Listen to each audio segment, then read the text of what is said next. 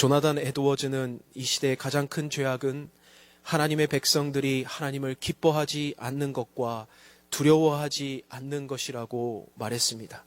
하나님을 기뻐하는 것과 하나님을 두려워하지 않는 것 동시에 경험하는 것은 우리는 하나님을 경외한다라고 말할 수 있을 것입니다. 그렇습니다. 오늘 우리 삶의 위기는 다른 어떤 시대적 환경이나 팬데믹이 아니라 우리가 하나님을 바로 알지도 못하고 하나님을 바로 알고자 노력조차 하지 않는 우리와 하나님과의 관계에서부터 온 위기라고 할 수 있습니다. 하나님께서는 성경의 다양한 방법들을 통하여 우리가 하나님을 잘 알 수 있도록 또한 교제할 수 있도록 우리에게 알려주고 계십니다. 그 가장 대표적인 것이 바로 기도이겠죠. 우리는 신앙생활 하면서 많은 경우 기도를 잘 하지 않습니다. 팬데믹 기간 동안에 5분 이상 기도하지 않는 성도들이 50%가 넘는다고 하죠. 중직자 가운데서도 상당수가 기도의 시간이 좀처럼 늘어나지 않고 있다는 것은 참 이제는 너무나 위기라는 말조차도 식상할 정도라고 말할 수 있겠습니다.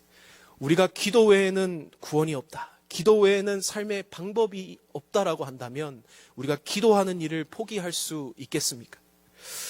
우리가 살아가는 시대에 빠진 것이 있다면 바로 이 기도일 것입니다. 성경 마가복음 9장 29절에 기도 외에는 다른 것으로는 이런 종류가 나갈 것이 없다라고, 기도 외에는 다른 종류에 나갈 것이 없다라고 우리에게 신신당부했던, 제자들에게 신신당부했던 것이 바로 이 기도였습니다. 우리가 가질 수 있는 유일한 권세이자 특권이죠. 그래서 우리는 이 기도라는 것을 사용할 수 있어야 하는데 우리가 기도를 너무 하고 있지 않다라고 하는 것입니다. 오늘 하나님께서 주신 말씀을 통하여서 다시금 우리의 기도의 자리가 회복되길 바라며 우리의 심령 가운데 뜨거운 기도가 우리의 삶의 중심이 되어지기를 간절히 소망합니다. 오늘 본문에서는 하나님께서 정하여 주신 성소가 등장합니다. 이곳에서는 금 등잔대와 전설병 분향단이 있습니다. 등잔대는 남쪽에 있고 진설병이라고 하는 떡상이라고 하는 것은 북쪽에 있습니다. 그 사이에 있는 것이 분향단이라는 것인데 오늘 말씀은 분향단에 대해서 설명하고 있습니다. 이 분향단 양쪽에 금 등잔대와 전설병 가운데 내가 너와 만날 곳 지성소 휘장 앞에 머물고 있는 것이 바로 이 제단입니다. 하나님은 거기서 아론에게 해야 할 일을 이렇게 말하고 있습니다. 하루에 2번 아침 저녁으로 등잔대 등불을 관리할 때 하나님께서 만드신 특별한 제조법을 만든 이 향이 있습니다. 그 향으로 분향단 위에서 불살라야 하고 24시간 동안 끊이지 않게 이 향이 계속해서 타올라야 합니다. 그 다른 향을 사용해서는 안 됩니다. 그 이 향단 뿔을 위하여 속죄하되 속죄의 피를 1년에 한 번씩 대대로 속죄하라고 말하고 있습니다. 이렇게 적고 있는 이 향단의 향이 올라가는 이 향을요, 우리는 기도를 상징하고 있습니다. 요한계시록 8장 3절 4절에 보면 자세하게 말하고 있는데 다른 천사가 와서 제단 곁에 서서 금향로를 가지고 많은 향을 받았으니 이는 모든 성도의 기도와 합하여 보좌 앞 금제단에 드리고자 함이라. 향연이 성도의 기도와 함께 천사의 손으로부터 하나님 앞으로 올라가는지라. 성도의 기도의 향이라고 적고 있습니다.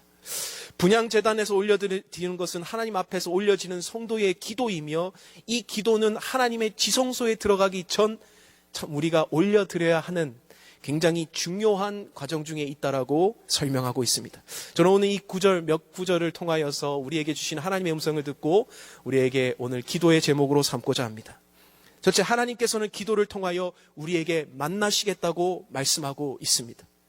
6절에 보면 이 제단 증거궤 위 속죄소 맞은편 곧 증거궤 앞에 있는 휘장 밖에 두라. 그 속죄소는 내가 너와 만날 곳이다. 제단을 휘장 밖에 두라고 말하고 있습니다. 여러분, 우리가 흔히 알고 있을 때 지성소가 굉장히 중요합니다. 그렇죠? 하나님이 임재의 상징인 지성소예요. 근데 여러분, 중요한 것은요, 그 지성소를 들어가려면 어디를 거쳐 들어가야 됩니까? 성소라고 하는 이곳, 그 휘장의 향을 피워 드려지고 난 이후에 우리가 지성소를 들어갈 수 있습니다.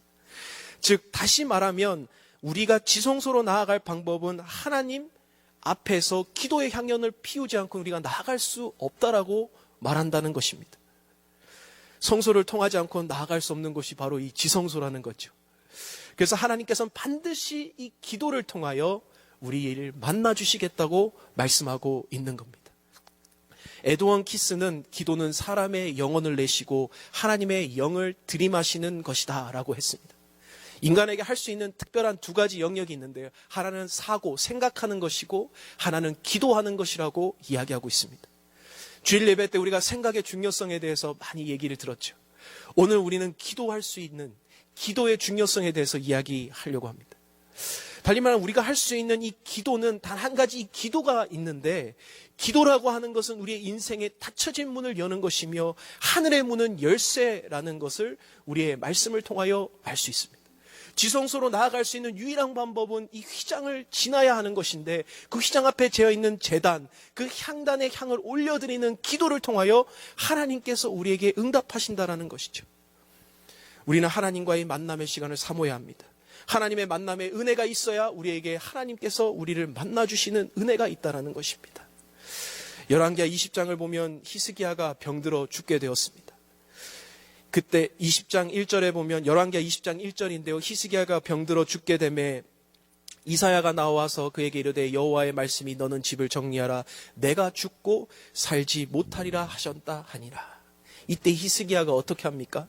히스기야 낯을 벽으로 향하고 여호와께 기도하여 이르되 여호와여 구하오니 내가 진실과 진심으로 주 앞에 행하며 주께서 보시기에 선하게 행한 것을 기억하옵소서 하고 히스기야가 심히 통곡하고, 그렇게 적고 있습니다. 하나님 앞에서 통곡하며 하나님 앞에 벽을 향하여 기도할 때 하나님께서 히스기야를 만나주시는 은혜가 있었습니다. 오늘 우리의 삶 가운데 그 제단에 나아갈 때, 그 향단을 피워올리는 우리의 기도를 가운데 하나님께서 만나주시는 은혜가 있다라고 오늘 말씀을 통하여 말하고 있다라는 것입니다. 이것이 거추장스러운 어떤 형식과 절차를 이야기하는 것이 아니라 내가 반드시 너와 그 지성소에서 만날 것인데, 그 향단에 피워올리는 그 기도를 통하여 하나님께서 만나주시겠다라는 것이죠.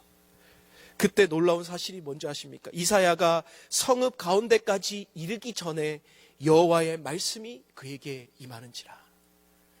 이사야가 성읍에 들어가기도 전에 하나님의 말씀이 이미 히스기야에게 임했다라고 말하고 있습니다. 여러분, 우리가 하나님의 말씀이 우리의 삶 가운데 임하는 것 언제 임합니까? 우리 가운데 기도를 통하여 하나님께서 응답을 주십니다. 너무나 간단한 공식이고 너무나 쉽기에 우리는 행하지 않고 있는 것이죠. 그래서 하나님 앞에 그 기도의 응답이 어땠습니까? 내가 내 기도를 들었고 내 눈물을 보았고 내가 너를 낫게 하리라.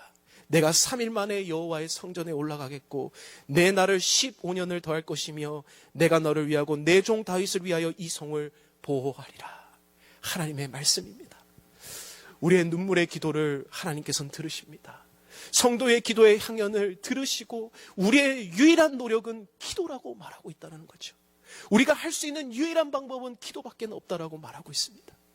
그렇다면 우리가 하나님 앞에 은혜를 구하는 기도, 우리 앞에 하나님 앞에 나아가는 그 기도를 통하여 우리는 반드시 하나님과 만남의 자리로 나아가야 할 줄로 믿습니다.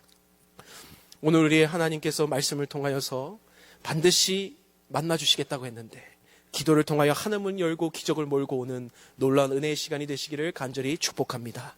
두 번째로는 하나님께서는 매일 기도의 불을 끄지 말라고 말하고 계십니다. 기도의 연속성을 이야기하고 있는데 7절, 8절에 중요한 지침이 있습니다. 아침 저녁으로 이 향을 돌아보고 이 향은 너희가 대대로 여호와 앞에 끊지 못할지입니다. 끊지 못할지. 향을 꺼트리면 안 됩니다. 기도는 명령입니다. 우리 가운데 해도 되고 안 해도 되는 것이 아닙니다. 기도의 향을 우리가 꺼트려서는 안 된다라고 말씀에서 이야기하고 있습니다. 성도들은 하나님께 드려지는 이 기도가 멈추지 않게 하는 것이 제사장의 가장 큰 사명 중에 하나였습니다. 등불을 꺼지지 않게 관리하고 이 향단에 올라가는 향이 하나님께로 계속해서 24시간 올라갈 수 있도록 해야 하는 것입니다. 오늘날로 바꾸어 말하면 뭐예요? 우리의 기도가 끊이지 않게 해야 한다는 것입니다. 교회의 그 중요한 사명 중에 하나는 기도가 멈추면 안 되는 것이죠. 우리의 삶 가운데 중요한 것은 무엇이냐면 기도가 멈추어서는 안 되는 것입니다. 신앙생활을 우리가 뭔가 대단한 프로젝트를 하고 내 삶 가운데 뭔가 대단한 큰 기적을 일으킨다고 생각하는 사람들이 많은데, 우리의 신앙생활은 하나님의 말씀을 듣고 기도의 자리로 나아가는 거예요. 기도를 통하여 하나님 앞에 이 기도의 불을 꺼치지 않는 것이 우리의 사명이며 하나님이 몰고 올 기적이라고 말하는 것입니다. 그래서 사무엘 선지자가 자신의 그 정권을 사울에게 넘겨줄 때 자신이 이스라엘 백성에게 마지막으로 이렇게 이야기합니다. 나는 너희를 위하여 기도하기를 쉬는 죄를 여호와 앞에 결단코 범죄하지 않겠노라. 기도 쉬는 것을 여호와 앞에 범죄하는 것이라고 이야기하고 단정합니다. 여기서 죄는 무엇이죠? 하타라고 말하는 히브리어로 관역을 벗어난 죄라고 말하고 있습니다.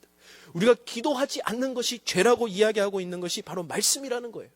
우리의 죄의 본질 자체는요, 문제의 모든 원인은 하나님과의 관계의 깨어짐에서부터 시작됩니다. 그 관계의 깨어지면 우리의 기도가 끊어졌기 때문에 그렇습니다. 기도가 향연히 올려지지 않으면 우리는 하나님과의 만남이 있을 수가 없다는 것입니다. 우리의 기도의 통로가 막히고 있는 그것은 무엇입니까? 여러분이 계속해서 주일 설교에서 기도 시리즈를 계속해서 듣고 있죠. 기도에서 시리즈 중에 가장 중요한 것이 바로 일상의 기도입니다. 일상에 우리의 기도의 영성을 바로바로 세워나가는 것이 바로 기도 생활에서 가장 중요하다라고 말하는 것입니다. 그래서 하나님께서 그 기도의 향을 꺼지지 않도록 하라고 말하고 있습니다. 다니엘서 6장 10절에 다니엘의 이 조서의 왕의 도장을 찍힌 것을 알고도 자기 집에 들어가서는 윗방에 올라가 예루살렘으로 향한 창문을 열고 전에 하던 대로 하루 3번씩 무릎 꿇고 기도하며 그의 하나님께 감사하였더라. 다니엘의 위대한 점은요, 그가 사자굴에 들어가고 그 다음에 사자동굴에 들어가고 불을 막 하고 이런 것이 아니에요. 그의 위대함은 일상의 경건, 기도 생활이었어요. 하루에 3번 하나님께서 명하여 주신 기도의 향연을 꺼트리지 아니하는 것, 그것이 바로 다니엘이 했던 유일한 것이에요. 그 자신의 일상의 경건과 기도를 통하여 몰고 온 것이 하나님의 기적이었죠. 그가 경험한 것이 기적이었지 기적을 위하여 기도한 것이 아니었습니다. 오늘 우리의 삶 가운데 꺼지지 않는 기도의 재단을 쌓기를 소망합니다. 하나님께서는 그걸 기뻐하시고 받기를 원하신다고 오늘 말씀을 통하여 적고 있습니다. 오늘 하루의 일상의 기도가 우리의 삶의 회복과 우리의 삶의 놀라운 기적을 몰고 올 줄로 믿습니다. 세 번째로는 하나님께서는 기도의 거룩성에 대해서 이야기하고 계십니다. 기도의 방법으로는 클린네스, 깨끗해져야 된다라고 이야기하고 있죠. 본문 9절, 10절에서 이렇게 이야기합니다. 다른 향을 사용해서 제단을 올려드리면 안 됩니다. 그 10절에서는 1년에 한 번 대속죄를 드려야 한다라고 적고 있습니다. 여러분, 그 외에 다른 향을 사르지 않는다라는 것이 참 여기에서 참 구별되어지는 예배를 이야기하고 있습니다. 구별되어진 기도를 이야기하고 있다라는 거죠. 우리가 지성소 앞에 나아가는 하나님의 임재 앞으로 나아가는 데 있어서 굉장히 중요한 일일 것입니다. 이 중요성이 이 기도에 있는데요. 이 기도는 구별되어져야 된다라고 이야기합니다. 여러분, 우리가 성경의 인물들 중에 나답과 아비후가 다른 향으로 이 제단에 향을 들이다가 죽음을 맞이한 경우를 우리는 알고 있습니다. 또한 사울 역시도 자신의 마음대로 예배를 드리다가 하나님 앞에서 몰락한 그런 사울의 왕을 여러분 우리는 알고 있습니다. 여러분, 하나님께서는 구별되어 드려지는 거룩한 기도와 예배를 하나님께서는 받으신다라고 말씀하고 있습니다. 우리는 우리가 정말 열심히 하고 최선을 다하면 하나님 앞에서 잘했다라고 칭찬받는다고 생각을 많이 합니다. 그런데 하나님께서는 내 열심과 나의 의지가 아니라 하나님을 전적으로 의지하고 하나님의 방법대로 이루어지는 기도와 예배를 하나님께서는 받으신다라는 거죠. 그 하나님의 기도가 무엇입니까? 오늘 신약에서는 이렇게 말합니다. 그러므로 너희는 이렇게 기도하라. 하늘에 계신 우리 아버지여, 이름이 거룩히 여김을 받으시오며. 우리의 기도와 우리의 삶과 우리의 예배 가운데 무엇이 중심이 되어져야 하느냐라고 했을 때 우리는 늘 내 자신과 내 삶과 환경이 들어오지만 하나님께서는 하나님 그분 자체가, 그분 자신이 내 삶 안에서 받기를 원하신다는 이야기를 하고 있다는 거예요. 베드로가 이야기하는 주는 그리스도시요 살아계신 하나님의 아들입니다. 그 고백처럼 우리가 하나님이 우리의 삶의 중심으로 드려지는 기도와 예배라는 것이죠. 하나님의 찬양이 중심이 되어지는 기도고 주 하나님을 하나님으로 인정하는 드려지는 고백입니다. 여러분, 이것은 좀 내 편에 있어서, 우리 피조물의 편에 있어서, 사람의 편에 있어서 내 기도 제목이 너무나 많고 내 형편이 너무나 어려운데 이거 좀 기도가 너무 어렵지 않을까, 이 기도가 잘 안 나오지 않을까라는 우리의 고백이 있을 수도 있습니다. 그러나 가만히 생각해 보면요, 하나님 중심으로 내 삶의 기도를 놓는 것은요, 그 내 모든 기도 제목을 뛰어넘어 내 삶의 모든 기도의 응답을 받는 유일한 길입니다. 하나님 앞에 내 자신을 세워놓고 하나님만 향하여 우리가 기도를 한다면 우리의 삶의 모든 기도의 제목들은 하나님께서 응답해 나아가시는 놀라운 기적이 이루어진다라는 것입니다. 하나님이 하나님이 되어지는, 하나님의 거룩한 성품에 의지하여 기도하는, 또한 하나님의 영광을 보면서 우리가 잊지 않고 하나님 앞에 나아가는 그 기도는 구별된 기도라고 이야기할 수 있으며 하나님 앞에 구별된 예배라고 할 수 있을 것입니다. 여러분, 하나님 앞에 우리 자신을 바로 세우는 기도를 오늘부터 드려주시기를 간절히 축복합니다. 그러면서 하나님께서는 그렇게 매일매일 수고하고 노력하여도 우리의 끊임없는 죄 때문에 매일마다 해야 하는 것이 무엇입니까? 대속죄의 제물을 드리라고 하고 있고 그 피를 바르라고 이야기하고 있죠. 그것이 무엇을 상징하죠? 바로 예수 그리스도의 속죄의 보혈입니다. 우리가 하나님은 그분 앞에, 그분을 향하여 나아가는, 하나님만 주 되십니다라고 고백하며 나아가는 그 기도 속에 예수 그리스도를 의지하고 나아가는 그 기도를 하나님께서는 들으시고 받으신다라고 이야기하고 있습니다. 여러분, 우리의 삶 가운데 자꾸만 변질되어져가는 기도, 또 때로는 너무나 변질되다 이제는 기도조차도 하지 않는 우리의 삶의 모습 가운데 다시 한번 우리의 삶이 기도가 회복되어지고 다시 한번 하나님 앞에 올려드려지는 올바른 향과 거룩하고 구별된 기도로 하나님 앞에 24시간 올려지는 기도의 제단이 쌓아지시기를 여러분 간절히 축복합니다. 말씀을 마무리하며 기도는 하나님과 만나는 유일한 통로입니다. 그래서 그 기도는 매일 또한 거룩하게 드려져야 합니다. 저는 이 말씀을 준비하면서 사도행전 1장 14절에 여자들과 예수의 어머니 마리아와 예수의 아우들과 더불어 마음을 같이하여 오로지 기도에 힘쓰더라. 이 말씀이 저에게는 참 마음이 와닿았습니다. 오로지 기도에 힘쓰더라.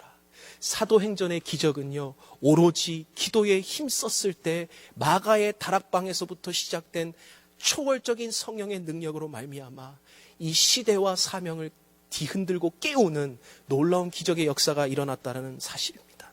우리의 처지와 형편이 어떠하든 오로지 기도에 힘쓸 때 하나님께서 일하실 줄로 믿습니다.